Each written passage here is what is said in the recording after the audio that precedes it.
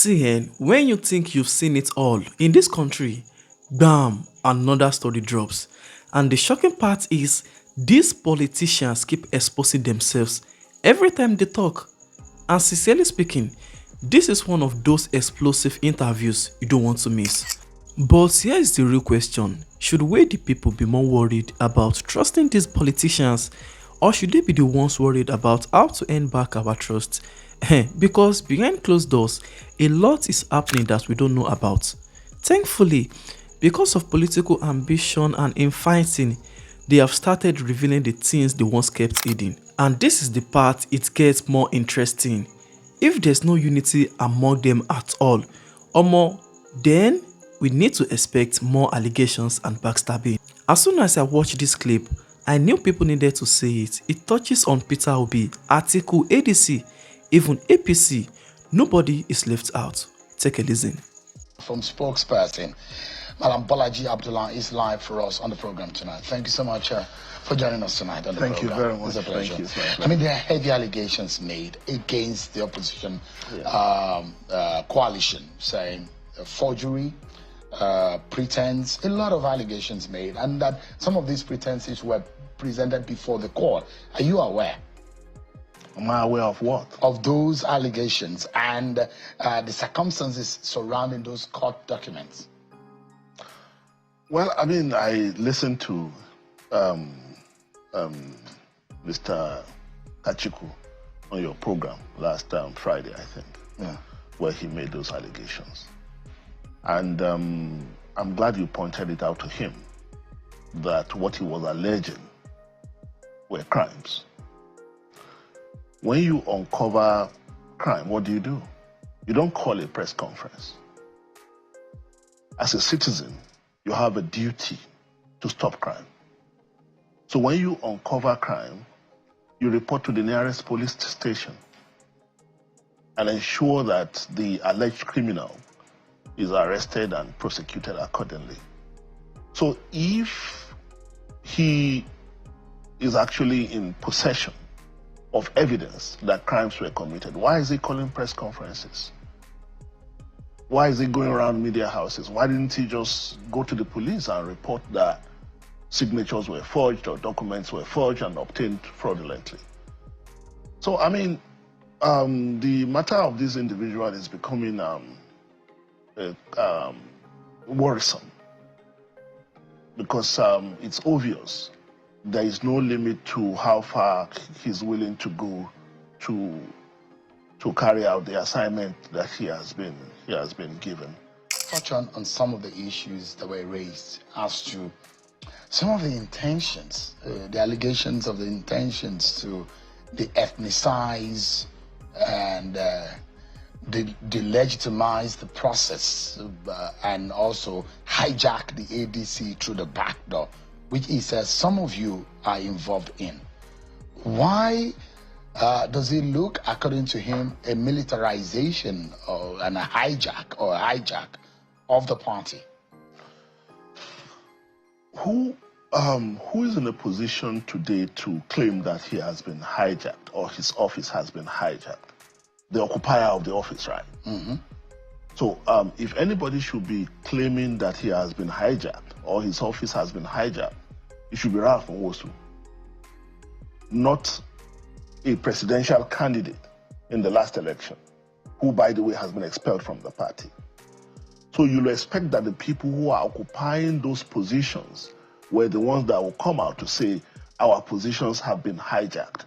So if those people who are recognized as occupants of those occupiers of those positions are not making those allegations, are not making those claims, then what is the basis for his own argument? What is the basis for the claims and the allegations? Why does it look like some of the leaders of the opposition forces who have gone into the ADC didn't do their homework properly? What do you mean? Because it is not only Dumebe Kachiku. I had a conversation with Honorable Leke Abejide, who is the only elected National Assembly member of the ADC, who says he was not consulted. And it does look, according to him, he even said he's the landlord. Landlord of where? Of the ADC, as the only elected National Assembly member. And he has been funding, helping, and winning elections back to back with the party. So are there no consultations? What really happened? Why does it look like people were not carried along and a lot of people felt aggrieved by the process of coming into the party? There are not a lot of people who feel aggrieved. There are individuals who are coming forward to say that they are aggrieved. But are these people really aggrieved? You see, we've maintained consistently that what you are seeing is a continuation of the same process that led to the destabilization of other opposition political parties.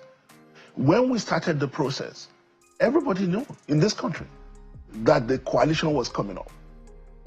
These individuals did not come forward because the people who are now behind what they are doing felt it was not going to work. Then the moment we announced the coalition and they saw that it was actually going to be successful, then they started crawling out of their So the reason why I asked the question is that there are not so much of people in ADC, for example, as even compared to SDP, where you have more elected people, and perhaps SDP even has a longer history than the ADC. ADC is just about 20 years back in history. But you look at it, there's only one elected National Assembly member.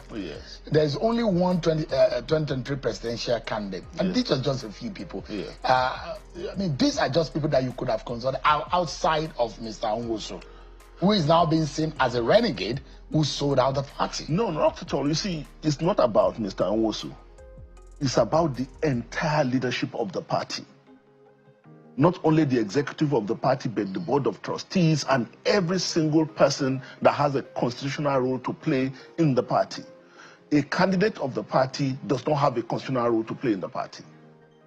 An elected officer of the party does not have a constitutional role to play in the party.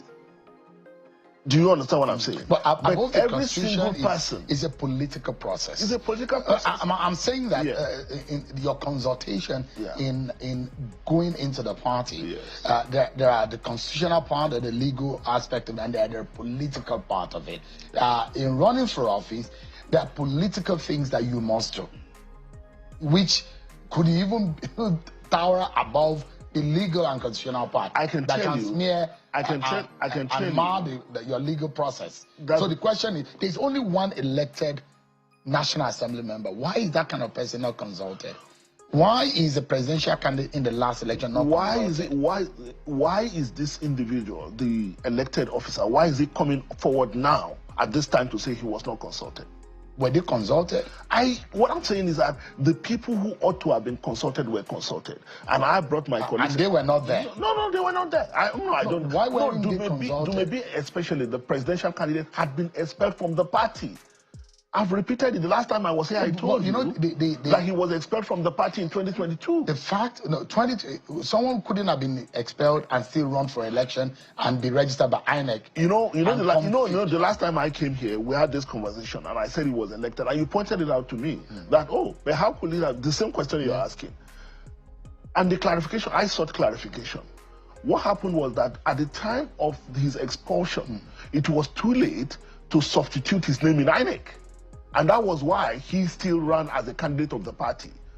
Do you understand what I'm saying? But he had been expelled before then. Something must be wrong with that party. You know why, sir? Kingsley Moghalu ran in that primary. Yes. And Dumebi defeated Kingsley Moghalu. Yeah. And so if at the moment where Kingsley, Dumebi, Atiku, they screened all of those who ran for that primary, is that point of screening that they could have dropped him if it was No, but it depends on what you did afterwards. We know what happens. We know people who come out to say they want to run election. But in the end, what do? They go and sell out to other parties. So if your party at a particular time realize that you have behaved in a way that is contrary, that jeopardizes the interest of the party, what do? They punish you according to the rules of the party. Are you worried about some of these confluence of ideas that is against the intentions of the Amechis of the world, yourself? I mean, you're an experienced politician. You've been in PDP, you've been in APC. You've been a former commissioner. You've been a former minister. Yes. And so you understand what these political maneuverings could be for the future of what you're working on. It could jeopardize. Are you worried about it? No, not at all. How? All of these people, No. Honorable Abidjide is in court. Maybe he's in court. It does not worry us in any way because they were envisaged. How? What drove the coalition in the first place was the destabilization of other opposition political parties. We would be naive to think that we will come on board and the same people, the same hands that destabilize those parties will allow us to settle down and be in a position to challenge them for power in 2027. But the mistake they made was that they did not bank on the fact that we will do our due diligence and every single thing we needed to do legally, we will do it. So they can bring all these individuals. I don't know what agreement or arrangement they have with them, but I can tell you that they are wasting their time. Because this ADC, this coalition, we did everything that was necessary. Mr. Abdullahi, and I've seen a portion of the ADC constitution. I don't know if you have studied it. You cannot, and it's enshrined in that constitution, you cannot lead the party only after you've joined the party after 2 years. No. That has been amended. It has been amended. It has been amended. Two key amendment points. One, that you cannot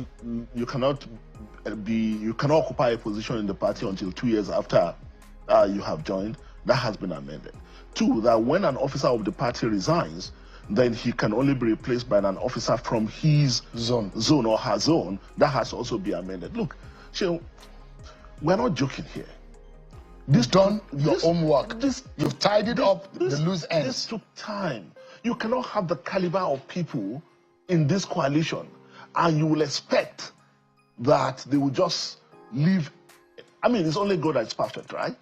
But everything that was humanly possible, because we knew the battle that was facing us. We knew that the government will do everything to destabilize this. So you think governments are backing Dumebi and Abidjide? Honorable Abidjide? Why else are they doing what they are doing? Why else are they doing that? That could only be the reason.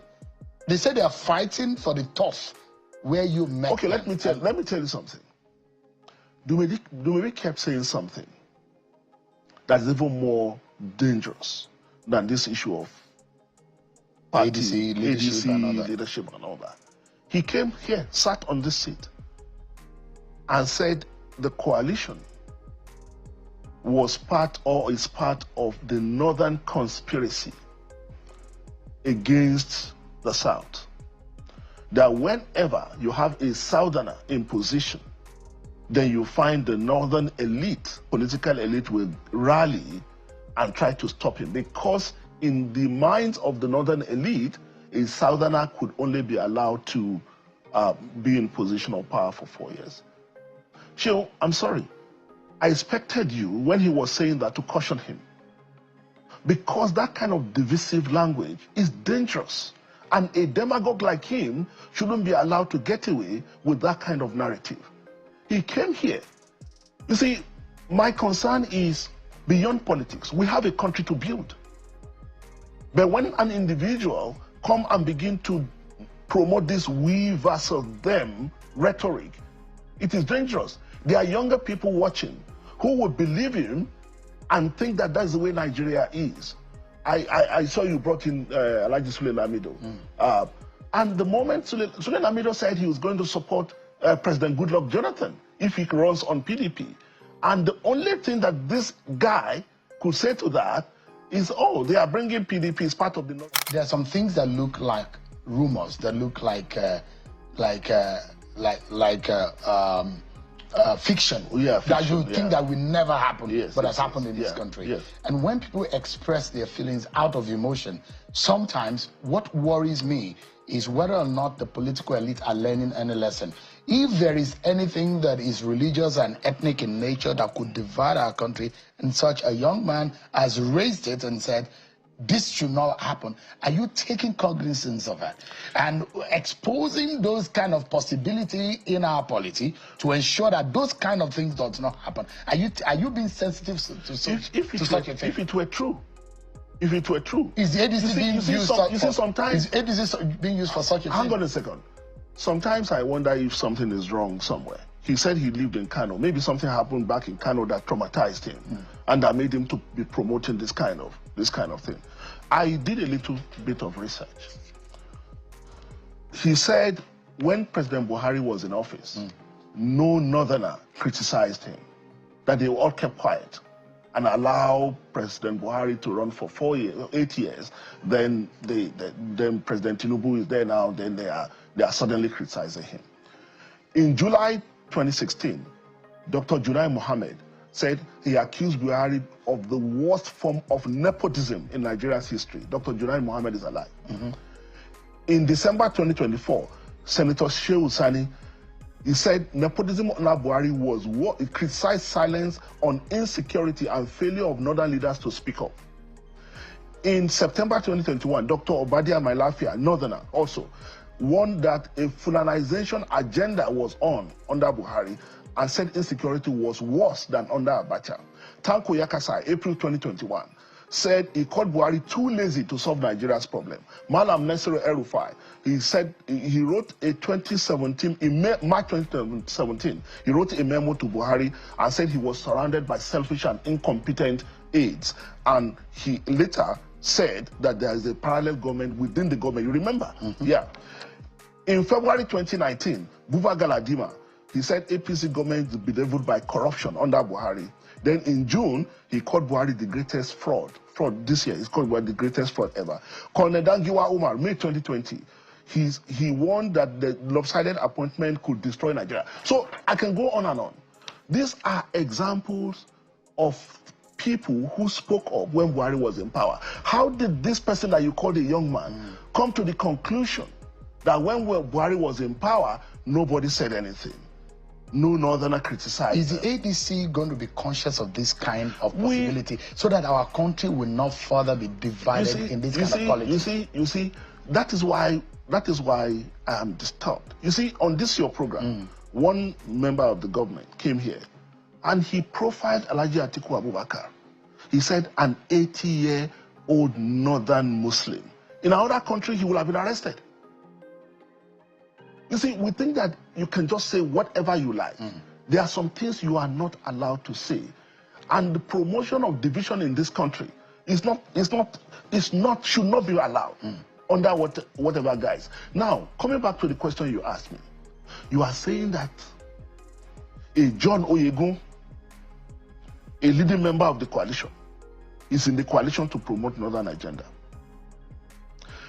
Professor Osunbo, the former governor of Edo State as well, is here in this coalition to promote Northern agenda. Emeka Ehedioha, former deputy speaker from Imo, is also here to promote Northern agenda. Senator Akobundu is also here. Ben Obi, they are all here. All these people somehow have been hypnotized. Raufo Aregbesola, they have somehow, Peter Obi, they have all been hypnotized somehow and enlisted to be part of the Northern agenda. You see, it's ridiculous to say the least, and he should be ashamed of himself.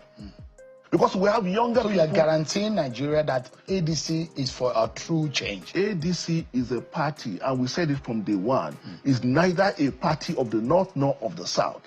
It's neither a party of Muslim nor of Christian. It's neither a party of old people or so it's a party that is deliberately designed to be the party that is able to provide, build the kind of future that Nigeria desires. See here, Peter Obi, Labour Party, Atiku, ADC, President Bola Ahmed Tinubu, APC, Rotimi Amechi, Nasiru El-Rufai, and in fact, now President Goodluck Ebele Jonathan. These people, they literally know exactly what they are doing. At the end of the day, it is clear these politicians are not as united as they want us to believe. Every day, new revelations, new alliances, and new dramas. But the big question remains, are they really fighting for the people or for power? Let me know what you think in the comments, and don't forget to subscribe, turn on the notification bell so you don't miss the next update. This is Toxicity, and we will keep bringing you the full gist, no filters. Thank you for watching, and I'll see you in the next one.